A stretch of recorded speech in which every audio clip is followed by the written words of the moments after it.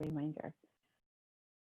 All right, so let's get into stakeholder engagement. What are the requirements around that? So similar to the engagement of stakeholders when developing an LCAP, for this plan, LEAs must consult with these groups of people: teachers, principals, administrators, other school personnel, your local bargaining unit, parents, as well as pupils. And it's important that you solicit recommendations and comments regarding specific actions and expenditures that are going to be in this plan. Another part of stakeholder requirement is notifying members that they have an opportunity to submit written comments and around the specific actions and expenditures. So similar to the LCAP as well, stakeholders can voice their input, or they can provide written comments on that state their input. Again, just like the LCAP, it's a requirement to present the learning continuity plan to the district advisory groups, the parent advisory committee, as well as the English learner parent advisory committee. And for those committees, if they have a comment or suggestion, the superintendent or the chartering authority shall, sorry, not the chartering authority, just the superintendent of a district will need to respond in writing if they receive any comments or suggestions from either one of these stakeholder groups. This is a caveat to the plan. So as we all know, stakeholder engagement is a challenge right now. And one of the requirements of the plan is to provide options for remote participation in public hearings. And so districts must make efforts to do that and in their efforts to solicit feedback. And so not only did you have all those stakeholder groups as well as the two committees, feedback must be solicited from stakeholders who do not have internet access, or efforts need to be made to solicit feedback from these stakeholders as well, those who don't have internet access and those who speak English languages other than English. I took this slide from one of the earlier Tuesday at 2 webinars that CDE shared on this learning continuity plan. I thought it was a good summary of the stakeholder process from consultation all the way to the adoption process. You can see the source at the bottom. And as they do with all of their webinar, CDE posts the slides and information or recordings on their website. Any questions on what I've just gone over? If you do, please unmute yourself or go ahead and type it in the chat. And while I'm pausing, I just want to acknowledge that we have team members from the Riverside County Offices Assessment Accountability and Continuous Improvement Unit, as well as the Governmental Relations Unit and the District Fiscal Services Unit, including FastPass review members, which actually are going to be the reviewers of the draft pre-adoption versions of the plan should districts opt for that. So thank you guys all for being here, and thank you to the participants. All right, so I don't see any questions. Team, is there anything that needs to be responded to? Okay, I see that the chat is being fielded, so thank you. So let's look at adoption process. For this plan, it must be presented as a public hearing as well as an adoption meeting. So you have to have 2 meetings to adopt this plan, and they cannot be held on the same day. So your public hearing has to be a separate day from your adoption meeting.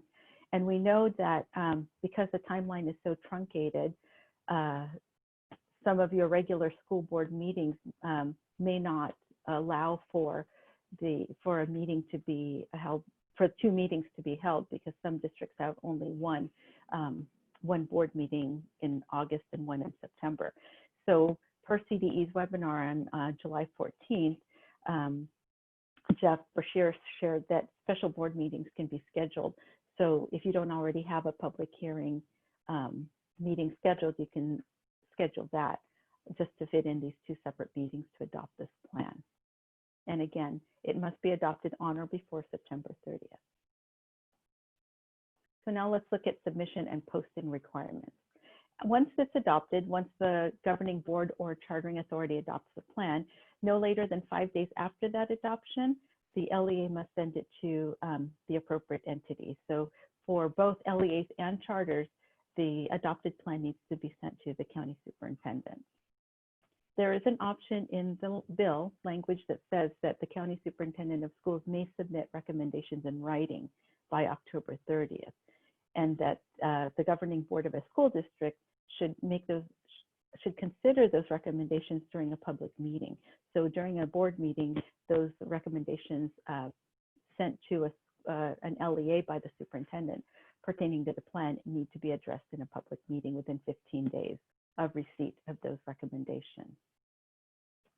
For county offices, again, after five days after adoption, those plans have to be submitted to the county, to CDE. The state superintendent then also has the option to submit recommendations in writing, and just as with an LEA and a county office, the County Board of Education can make recommendations for those comments. Oh, sorry, this should say CDE. This should say the State Board of Education, so shall consider. And now let's look at submission requirements for charter schools. So for charter schools, you have to submit to 2 entities once it's adopted. So not 5 days, no later than 5 days after adoption, your plan must be submitted to your chartering authority as well as to the county superintendent.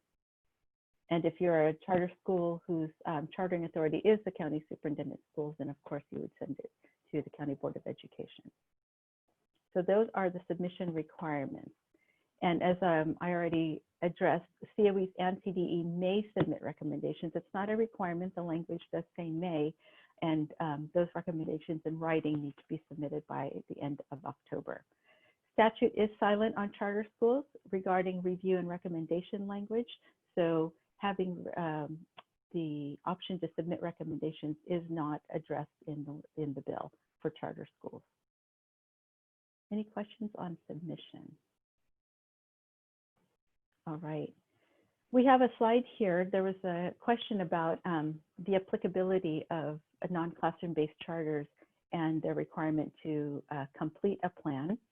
So thank you to Jeff Vaca, who looked up this section of the bill for us. You'll see that the first part gives you the ed code that identifies that a non-classroom based charter school is excluded in the definition of a local education agency. However, they are not exempt from writing a learning continuity and attendance plan.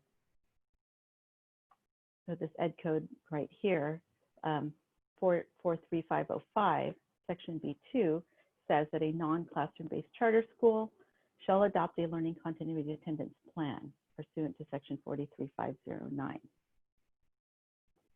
Are there any comments on this, Jeff, that you would like to add? I think the only thing I would add is that what that non-applicability for the R24.5 generally means is that the distance learning provisions within that section of the bill do not apply to non-classroom based charters, but they still need to complete the LCAP. Okay, thanks for that clarification. All right, and then posting, just like with the LCAP, all LEAs need to post this plan on the homepage of your website. All right, so we're at the end of this section. What are your thoughts about stakeholder engagement requirements? How might the public hearing and adoption requirements impact your local board meetings in August and September? And in what areas might you need additional support? Please take a moment to reflect on those questions and add your comments or questions to the chat.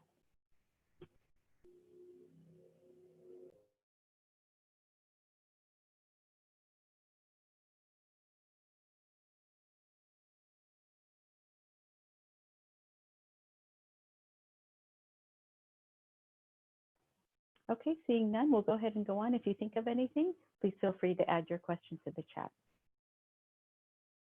I'm going to pass the baton on to Melissa. She'll talk about this section, the basis for the content of the Learning Continuity and Attendance Plan. Thank you, Naomi. I just requested access. We shall see if this works. Every once in a while I get blocked from actually forwarding slides. There we go. All right, so the basis for the Learning Continuity and Attendance Plan is, as Naomi previously mentioned, Senate Bill 98, in which it describes all of the components that will be reflected in the plan.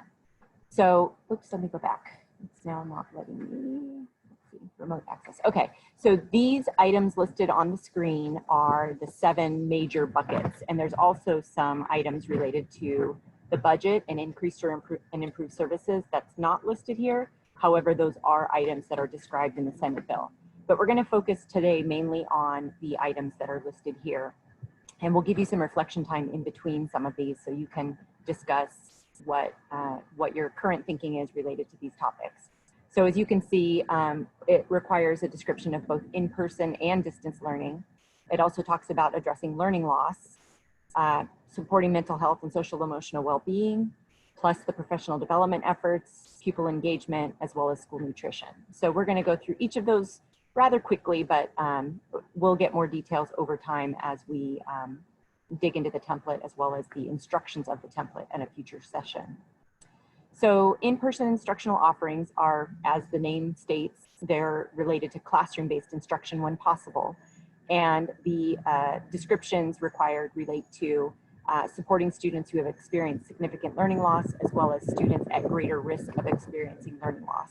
And there isn't a specific definition of what the students, who the students could be that are at greater risk. But as we typically consider our students that are underserved or have potentially less opportunity, we would consider those students as those that might be at with potential of greater risk of experiencing loss, such as our English learners, special education students, foster youth, homeless youth, low-income students. So this similar group to what we would see in RN duplicated pupils, plus a few additional groups. But in this case, this is expecting the district to not only to describe what the in-person instructional offerings would be, but there's a specific section where the district would indicate actions. So there would be a specific action item like you would have in an LCAP, along with the funds associated with this action and if it's contributing to the increased and improved services requirement. So when we get to the template later, we'll show you what that looks like. But for now, this is one of the headings or one of the buckets of information that requires an LEA to describe not only the overall description, but also the actions. In addition, for distance learning, again, there's a plan, districts develop a plan for distance learning, and the focus is on having a curriculum that's of substantially similar quality regardless of method of delivery. So we know that there were some concerns from the public about the transition to remote learning during the March through June period where we had to pivot very rapidly in order to serve students in a remote learning setting. But in distance learning, the intent is that the curriculum and the services be of substantially similar quality to what students would receive should they be in an in-person setting. So again, the plan for the curriculum and resources, as well as how they might transition should there be a necessity for a school or district to revert from distance learning to in-person or from in-person back to distance learning if there are issues with resurgence of COVID or something along those lines. But again, in the template, there are prompts specific for these items that a district would respond to. And in addition, the access to devices and connectivity is part of that description of distance learning, as well as the measurement of participation, pupil progress, and how a district, or excuse me, an LEA will assess the time value of work. And there's been a lot of questions on that, so we're doing some research on the time value. And within the instructions of the template, we anticipate there'll be additional details about what that means to assess the time value of pupil work. And then of course, what PD will be available in order to support the instructors in the distance learning setting, as well as should any members of the staff have changed roles as a result of COVID-19 and now be doing additional roles or other duties, the LEA can describe that as well. And then lastly, of course, we would describe anything related to additional supports for specific pupil groups. So it names these pupil groups, English learners, pupils with exceptional needs, pupils in foster care, and pupils experiencing homelessness. However, a district is at liberty to describe services for a variety of different student groups if they're doing anything above and beyond what all students are receiving. So those are the first two items in the that are enumerated in the Senate bill, which will be reflected in the learning continuity and attendance plan. So I'm going to pause there and allow you to add to the chat or unmute yourself if you'd like to ask out loud, and just share if you have any questions about the in-person or distance learning, or if you have any thoughts on how you're communicating currently relating to those two items and how this is informing the development of your plan. So I'll mute myself for just a moment and give you some reflection time.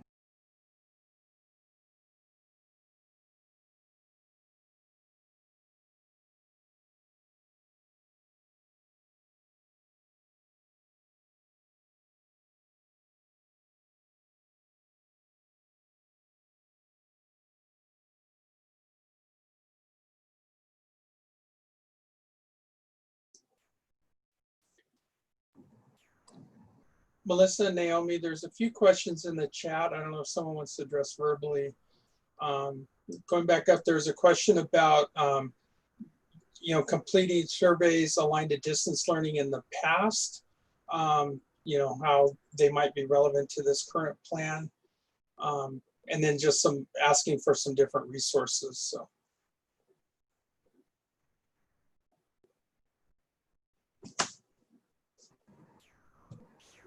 So yeah, we are in the process of gathering resources because we know that there are some expectations within this plan that we may not have had to describe to the public before. So as resources come forward, we'll be sure to share those with the group. In terms of surveys and gathering input, of course, any methods that the district has used during the time period where we have had school closures, that information, if it's informing what you're doing moving forward, of course, can be part of your stakeholder engagement. And in addition to any additional steps you're taking to engage the stakeholders in the development of the plan. We've seen numerous webinars that are being hosted, as well as opportunities to submit public comments and questions, and forums, surveys that are being administered both via mail as well as by phone and online. So any input that the district is seeking related to the development of the plan is a method by which stakeholder engagement can be included. I think there was another question about sample surveys. Again, I think Alicia answered that question, that we're seeking some statewide support. At the end of this session, we'll describe a toolkit that's under development by the California Collaborative for Educational Excellence. And part of that toolkit is intended to provide resources related to each of the different buckets within SB 98. And then Mary's question about addressing in-person learning.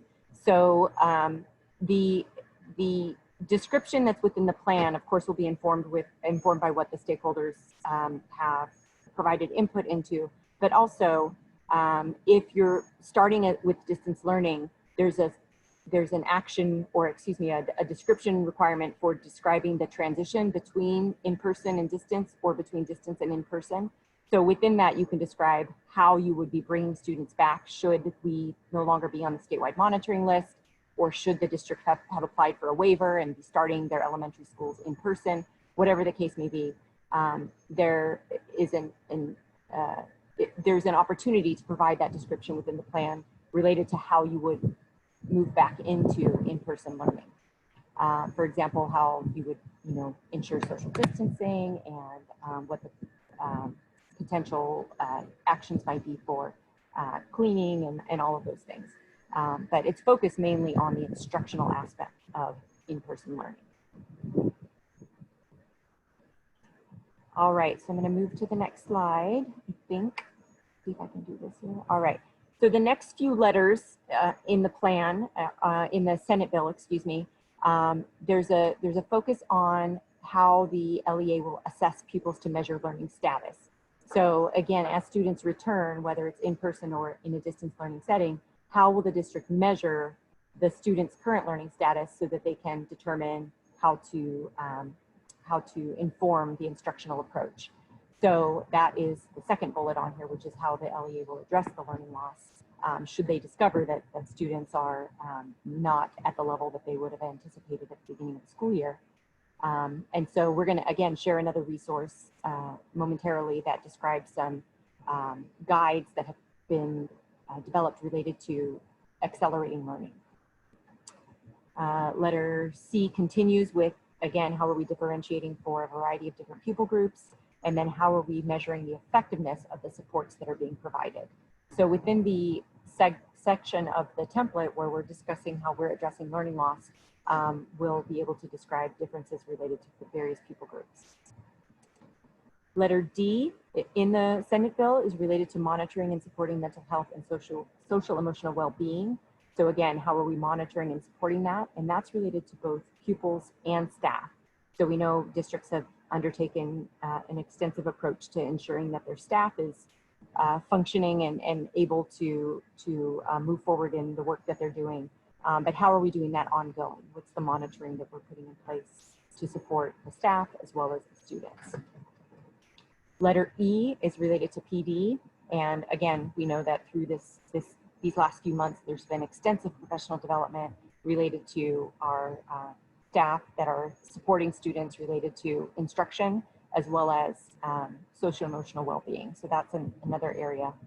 For example, we had I think it was over 1,500 of the staff members from across the county and other counties that were just involved with Google Camp. And a lot of the Google Camp content was specifically focused on distance learning. So that's one method by which districts have been ensuring that teachers are equipped for distance learning as well as addressing social emotional needs. Pupil engagement and outreach, letter F. This is where we see the mention of a tiered re-engagement strategy. And this is for pupils who are absent from distance learning, if they're not engaging in the distance learning process. How will the district provide outreach in order to get the students re-engaged? And then, you know, we realize that if students are disengaged, that they're at higher risk for additional learning loss. So that includes the parents and families in languages other than English. So again, wanting to be sure that there is outreach in order to re-engage students that may not be engaging in the learning process.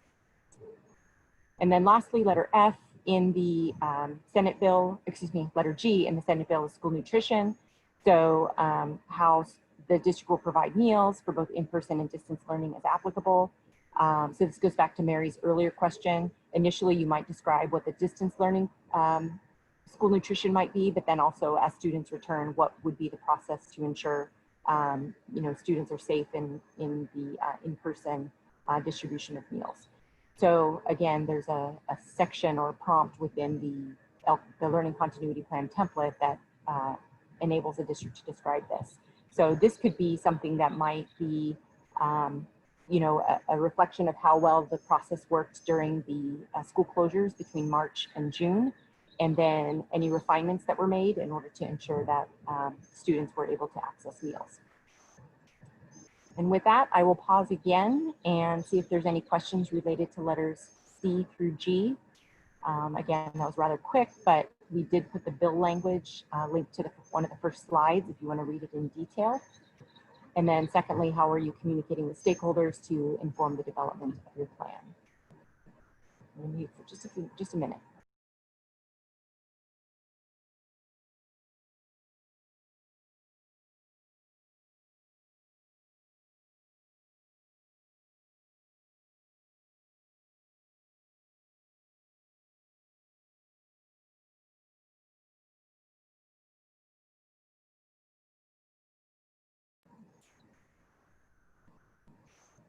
All right, I'm not seeing any additional questions, but again, please feel free to type them in the chat at any time.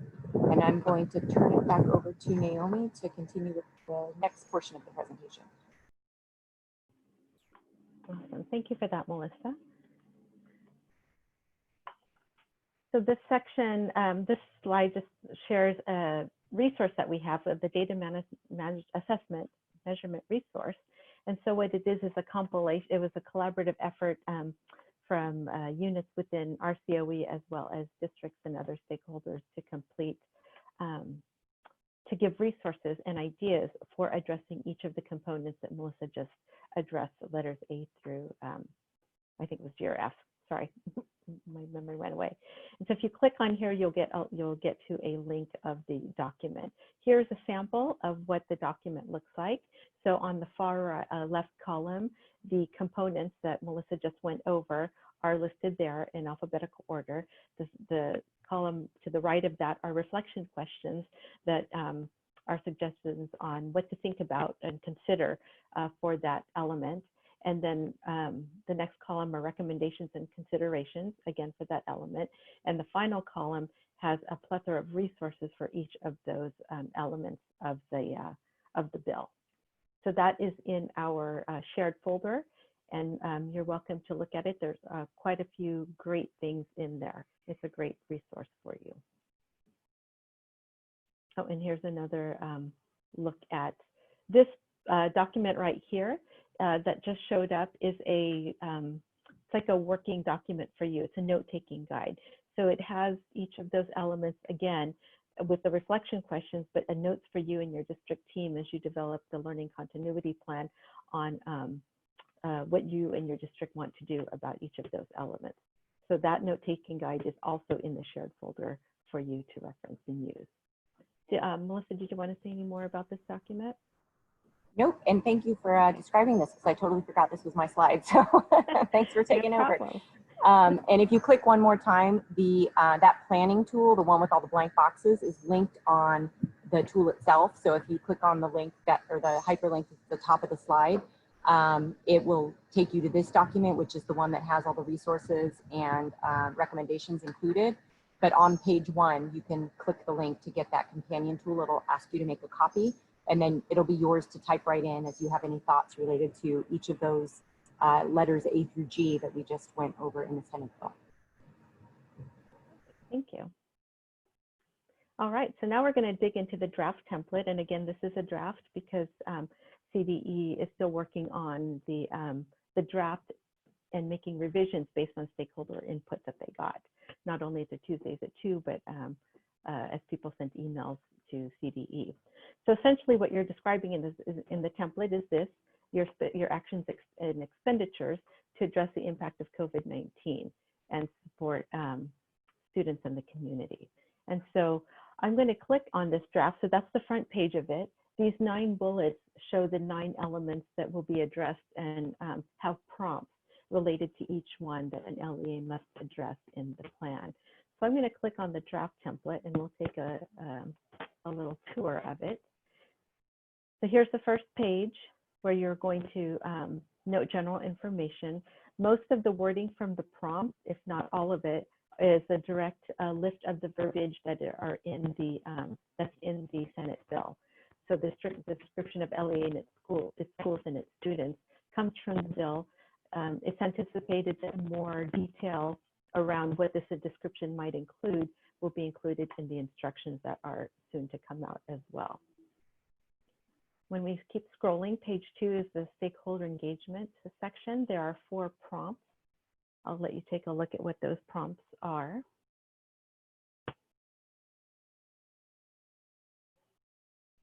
So very similar to the prompts in an LCAP. The one big difference is,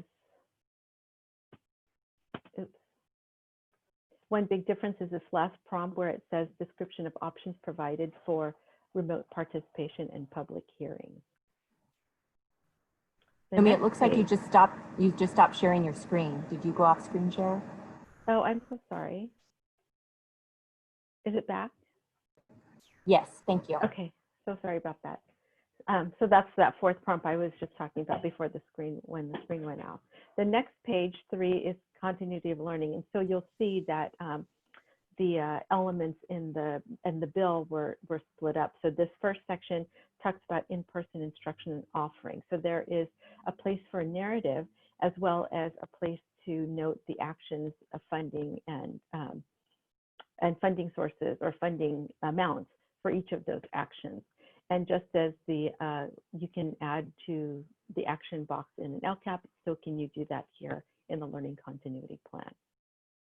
If you look at the bottom half of the page, that's the beginning of the Elements for Distance Learning program. So under that, you'll see the different topics that will need to be addressed for distance learning.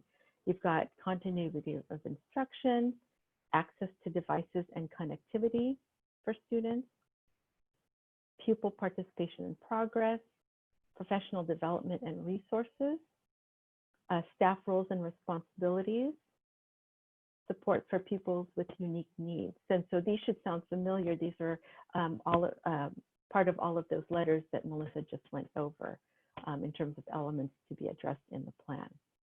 And then to sum all of that up are any actions related to this global distance learning program, and those will be noted here in this box. So you can see each main section has a place for narrative as well as a place to note the district's actions. We scroll even further and get to page 5, and now we're talking about pupil learning loss. So there are 3 prompts to be addressed here. The general description of how the LEA will address the learning loss. And in this first box, it's talking about how assessing pupils to measure their learning status in language arts, ELD, and mathematics. And then the next prompt is about learning loss strategies. And the third one is talking about effectiveness of those strategies before we get to the action box again for this section. We're looking at the next sections are sort of independent. The first one is mental health and social emotional well-being. So there's a narrative there. No actions are, the actions for that will be noted at the bottom of this independent section. The next part is pupil engagement and outreach. So again, a narrative. Any actions will be noted in this action box at the bottom of page 6. And then school nutrition as well is addressed here. So for each of these 3 elements, the descriptions are under the titles, but then the action box is at the very bottom. And the very last page of the template is the increased or improved services requirement that needs to be completed. And I'll give you a moment to look at each of the boxes. You'll notice it's not too different from what we see in an LCAP. You have to put your percentage and dollar amount. But the prompts are slightly different.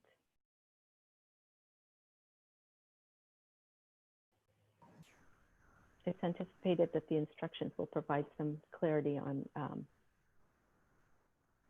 on the descriptions that need to be entered in on this page. And I just wanted to ask, I don't know if the fiscal staff has had any conversations around the new box related to federal funds used to backfill reductions. I know there's been a lot of questions on that. So is there any new information on what's expected to be included there?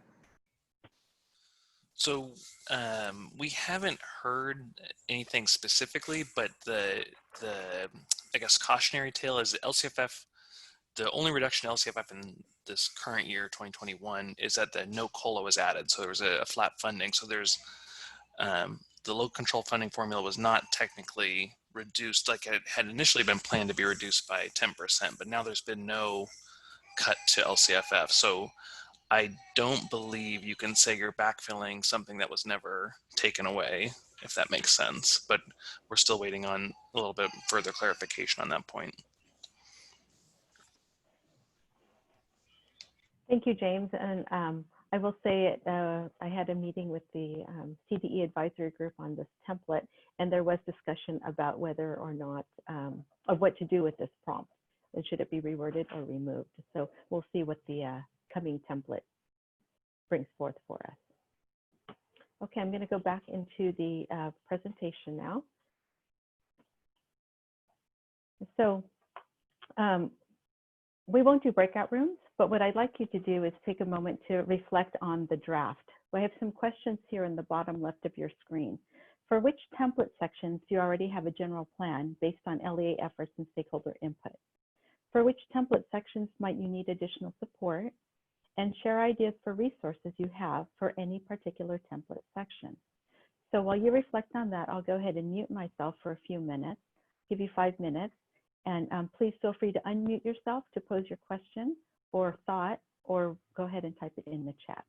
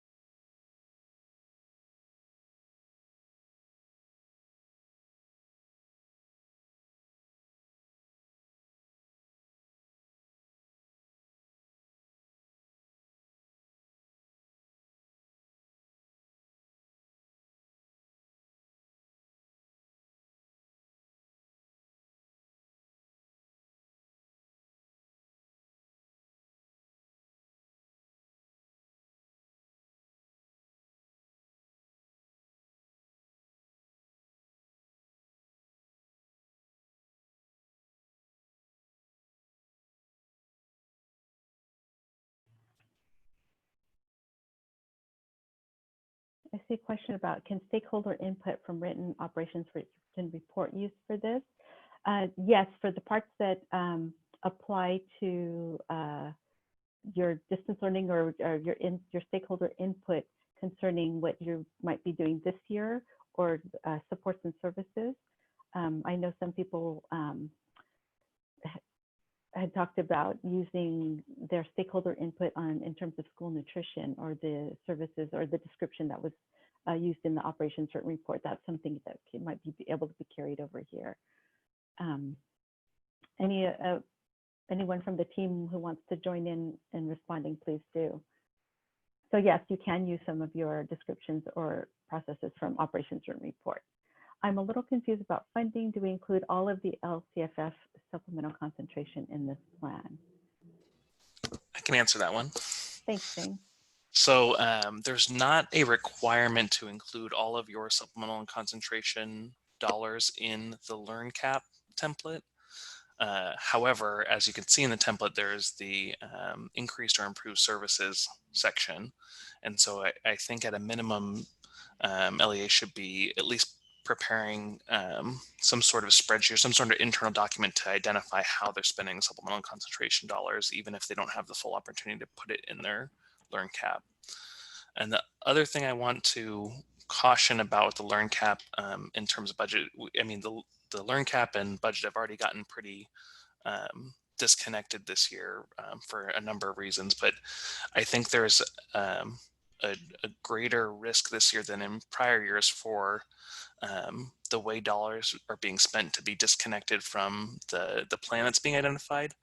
The way the pandemic and people districts are responding to the environment we're in with distance learning, there's a lot of one-time expenditures and then ongoing support. So you might spend a lot of money on Chromebooks or something, or maybe you already did spend the money on Chromebooks, and then you're just modifying some of your teaching plans. So it might seem more likely to talk about the plan that you're, like the ongoing support part of the plan, but a lot of the dollars were spent on the physical infrastructure at the beginning. So I think I would encourage LEAs to have really detailed conversations with their fiscal teams about how the money can be spent or should be spent or is being spent to make sure there's a full picture here, because I think there's a lot of opportunity for some of the costs to be not necessarily hidden, but not really the thing you're thinking about as you're going through the process of putting this plan together.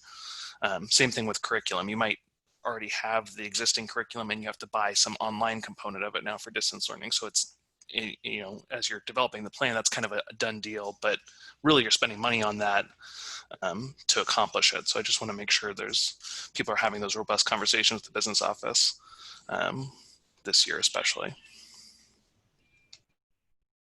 Thanks, James. And there is acknowledgement by CDE that whatever is put down here may change, because districts really are just trying to do the best in current circumstances. So there may be a plan to make an expenditure for such and such support, but it turns out that can't happen, and that's okay. There's the district's feet aren't going to be held to the fire for not not spending the money on such a program or such an action when things had to change, because you're just trying to do what you need to do that's best for kids at this point in time. Let's see. We're still negotiating with employee groups on the details of distance learning, and I'm hoping the process and results will easily fit into the prompts. Lisa, I think that whatever your story is in terms of your stakeholder engagement with your employee groups and the results, I think all of that will fit into the prompts just so. There's no, right answer of how to do that. Everybody is engaging in the way that they need to engage, as long as it's documented for your stakeholders. All right. So I don't see any other questions. If you have any, feel free to pop them into the chat, and I'll go ahead and move on. All right, so some sound bites from the last CDE webinar. These were comments that I took verbatim from Jeff Brashears. So this plan is not an LCAP or an LCAP Lite. They are two complete different documents. This is a learning continuity attendance plan, not an LCAP. The instructions are still being developed. I was able to get a glimpse of them on Tuesday. I can't share them because they are being drafted and revised as we speak, hopefully to come out by, well, they will be out by next Tuesday's webinar, because CDE has said that they were going to share the template and instructions on the July 28th webinar, which is at 11 a.m., by the way, not 2 p.m. There are no word limits for the prompts. Essentially, it will say that, be succinct as possible, but you guys know this, it's your audience or your stakeholders in your community. So whatever it takes to describe your story, that's what you need to do. There's no e-template for this. There just wasn't any time to develop an e-template for this plan. And the LEAs must use the template. It's the accountability plan for 2020-21, because we don't have an LCAP for this year.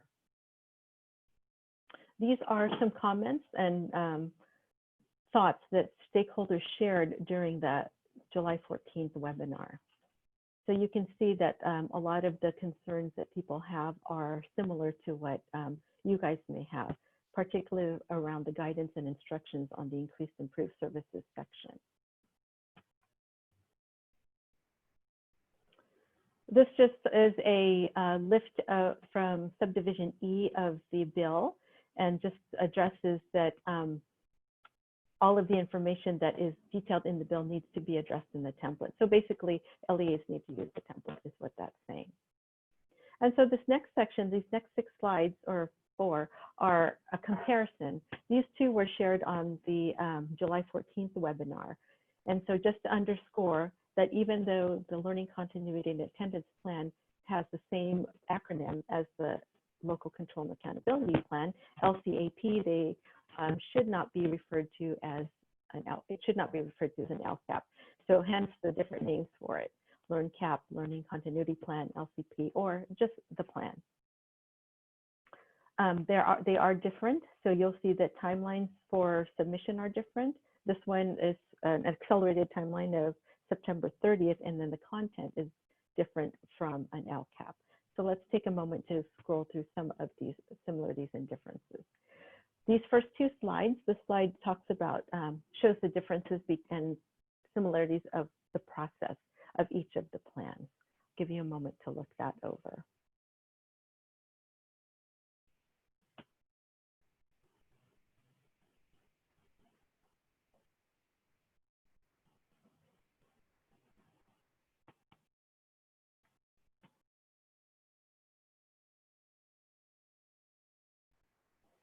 Okay, here's another process comparison.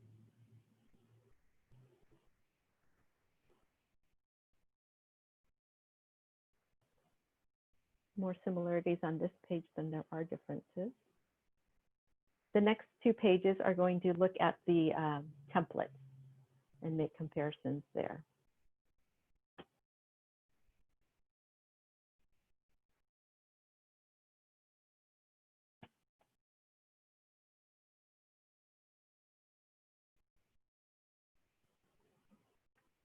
And here's the final comparison page addressing the template.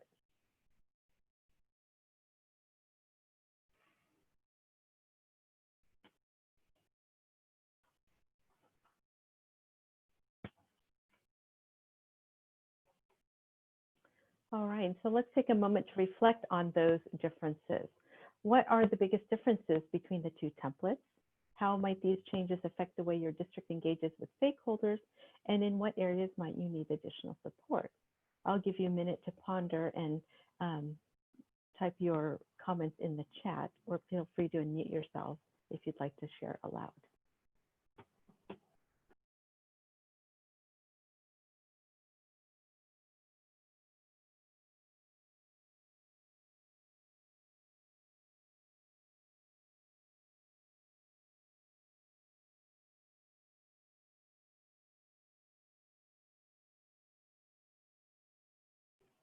Okay, so since I didn't see any, we'll go ahead and move on, and I'll pass the baton to Alicia.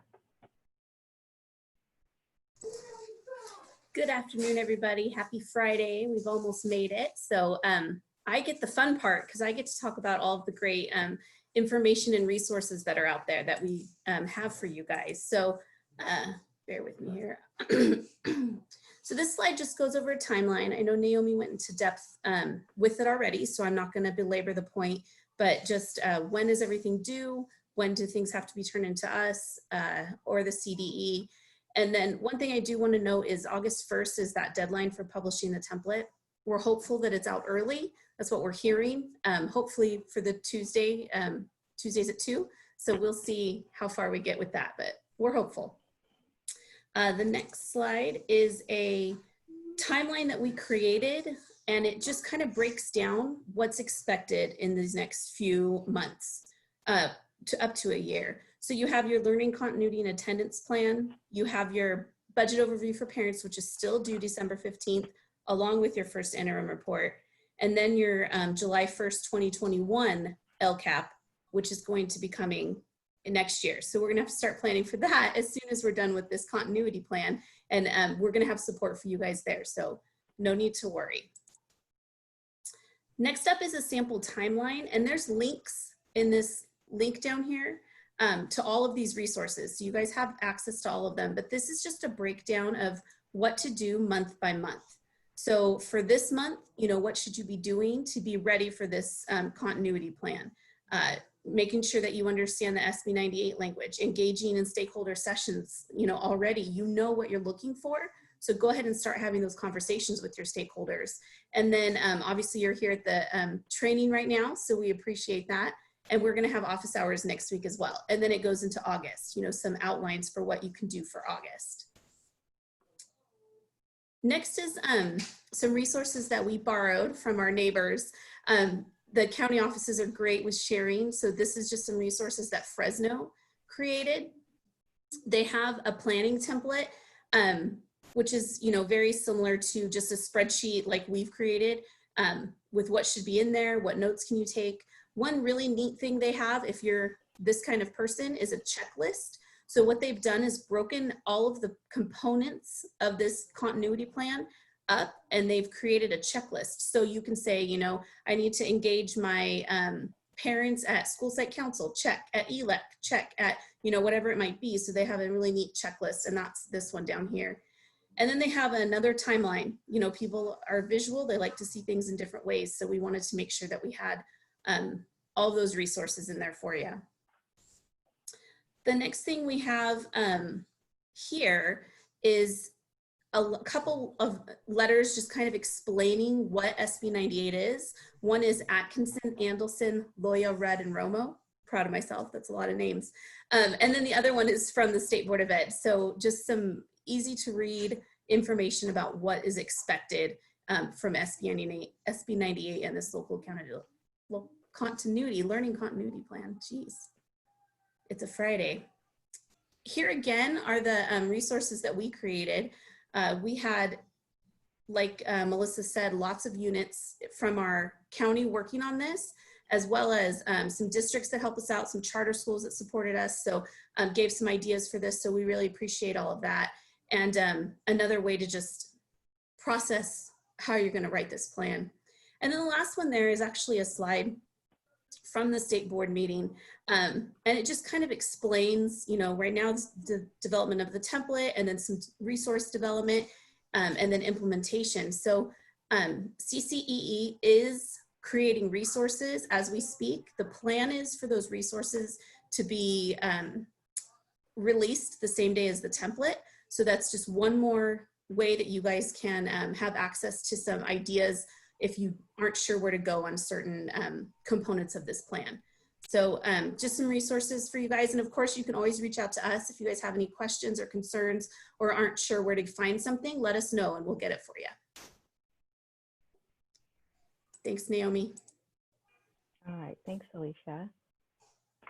All right, so we're coming to the end of this session and we're going to look at upcoming trainings. So CDE has on their website, the Tuesday at 2 website, you can click on that link there or just type in CDE Tuesday at 2 and you'll get to that web page. They have 2 planned for us. One is on July 28th and the other one's August 4th. I believe the topics have now changed because they will be addressing the template and the instructions. So in fact, let's just take a look at what it says. Yes, so here on this sheet page, you can see it says upcoming webinars. So for July 28th, the topic is Learning Continuity and Attendance Plan Instructions and Guidance. And it's the same one on August 4th. So they've updated it since I built the slides. Can I just say one thing, Naomi? Yes. At BCN and then also at a meeting that I was at earlier today, those are going to be 2 different sessions. It's not the same session repeated from what we understand. So it might behoove you to plan to go to both sessions because they're going to probably share different information at both. Thank you. I was not aware of that. I do intend to attend both sessions. So if somebody misses it, I'll make sure to give an update at our next office hours. And then our COE support, we've already done the July 17th, today's July 24th. So this session is complete. And our next session for this month will be in office hours from 2 to 3 on July 31st, so next Friday. And then we have 2 more training sessions on the learning continuity plan, where we will talk about the template and the instructions. They will be consecutive sessions, so not identical. They'll build on each other. One is on August 7th, and the other one's August 14th. And to close out our support for this plan in August, in terms of prior to writing it, we will host an office hours on August 21st. So any updates and information we have that is new that were not shared at these trainings, we will address during office hours, and of course allow time for questions and answers, and any that we have collected during these trainings will be shared at that time as well. We continue our support actually past September, or past August 21st. So on August 28th, most districts will have their plans written because the public hearings and board meetings will generally be in September, or districts will have quite a bit done in terms of having the template complete. So what we offer is a 2-hour session which is a guided self-review based on those template requirements. We are offering previews very similar to FastPass between August 17th and September 25th. And so I will send a link to the registration page for these pre-adoption. What you can do is sign up. It's a voluntary thing, so LEAs can voluntarily sign up for our RCOE team to review your draft plan prior to its being approved by your board, and give you some feedback on it. So if you want to sign up for that, I will send you, just click on the registration link. I have sent that out through some LCAP lead emails, but I can send it out again. And then the RCOE will continue its reviews of the plans through October. As always, we offer individual support sessions upon request. Our team is always ready and willing to help as necessary. And speaking of our team, here's who we are. So Assessment Accountability Continuous Improvement is made up of 2 sub-teams. We've got the program team. This is 4 of us here, and to the right are the services we provide. Our emails are all there. I corrected Lisa's. And then we've got our data team. So please feel free to reach out to us at any time should you have questions. I thank you for sharing your Friday afternoon with us. And if you need us, please reach out at any time. Naomi, there was one more question in the chat. Oh, sure. Yeah, I'm typing it, but I'm such a slow keyboard typer that it's probably easier if I just say it out loud. So on the, I believe, Mark, you're referring to the supplemental concentration question, and there's no requirement that all your supplemental concentration dollars be identified in the learning continuity and attendance plan. However, there's still the increased or improved services requirement that hasn't gone away. And so we're encouraging LEAs to at least have some sort of documentation to know how they either plan to spend or did spend all their supplemental concentration dollars in case the questions do come up from your stakeholders at some point. So it's not a requirement to be in there, but there is the requirement to increase or improve services. So, you know, we're fiscal people, so we like spreadsheets. So even if you just have something, a side document or a working document that you normally use that you could keep for this year, we would recommend that and encourage that. Awesome. Thank you, James. All right, we'll hold on for a few minutes in case anybody has something else to add to the chat or wants to ask out loud. Thank you guys so much for joining us today. We know that it's such a short timeline and you're doing everything you can to do what's best for your kids and your community. So please reach out to us if you need anything whatsoever. And I was going to look for the registration link. It was posted in the chat, but I have so many files open. I'll send it out via email. James, just real quick, this is Terry. A lot of this work is being done through the CARES money. So is there an expectation that CARES will be included in the funding piece of it? In terms of, do you mean it in terms of the plan itself and how you're addressing distance learning, or in terms of like combining it with supplemental concentration dollars? Probably a combination of both. I know our business is pretty strongly with CARES right now. And a lot of that is relative to our distance learning, what we're doing with our technology, how we're doing hotspots, what we're, you know, all of those pieces. So I don't know if there's an expectation that is, you know, because that's really the funding picture per se than the local control funding, which is, you know, pretty much already set as it is. You know, some things are changing, but really I think a lot of the really big changes we're doing is sitting in our CARES funding.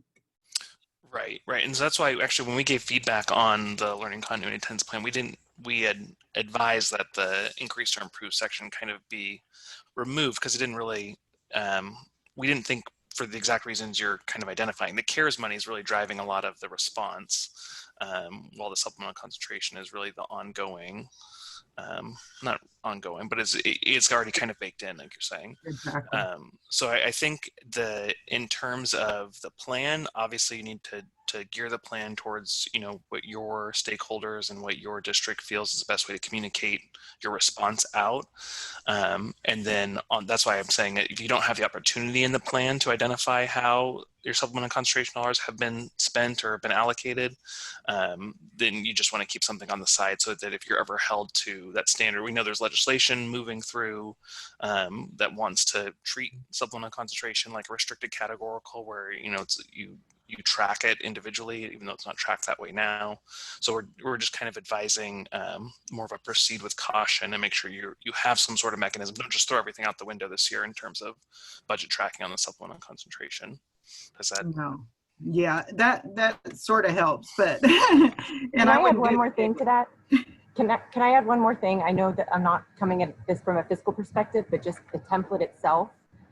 When districts write their actions within the plan and they indicate the total funds and if it's contributing to or not, there's no place in the plan at the action level to indicate what the resource is, where it's coming from. So you wouldn't say it's S&C, you wouldn't say it's CARES, you wouldn't say it's LCFF.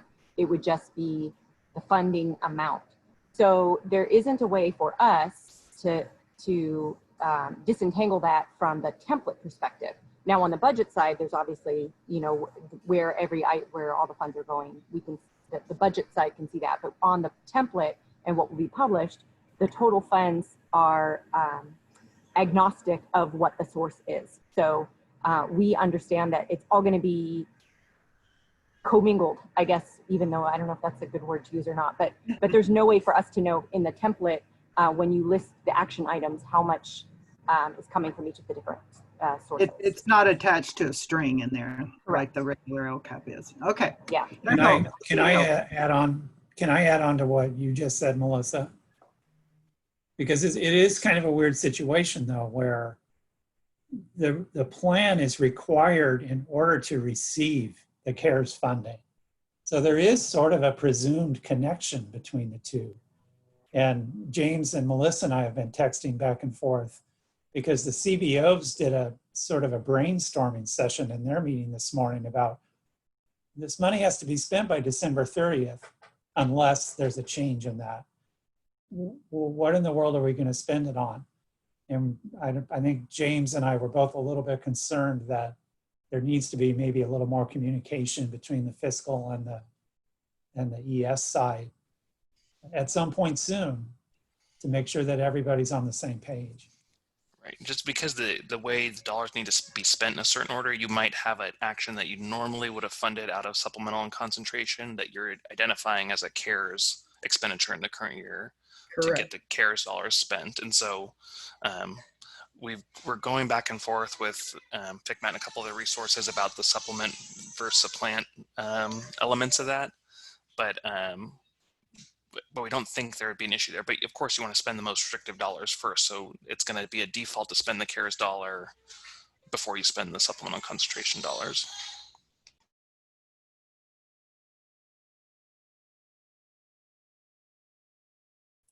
Thank you. Yes, I apologize if you can hear the crying in the background. It's the rest of my fiscal team. Awesome. Great question, Terry. Thank you, team, for responding. Anybody else have anything?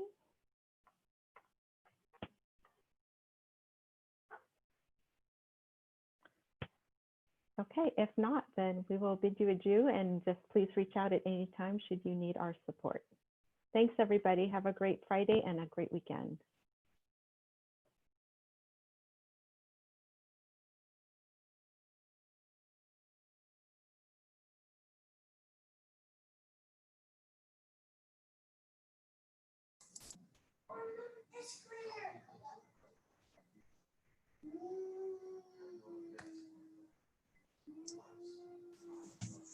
There goes everybody.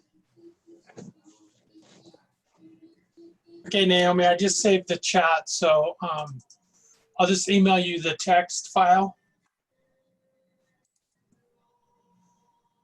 Perfect. Thank you.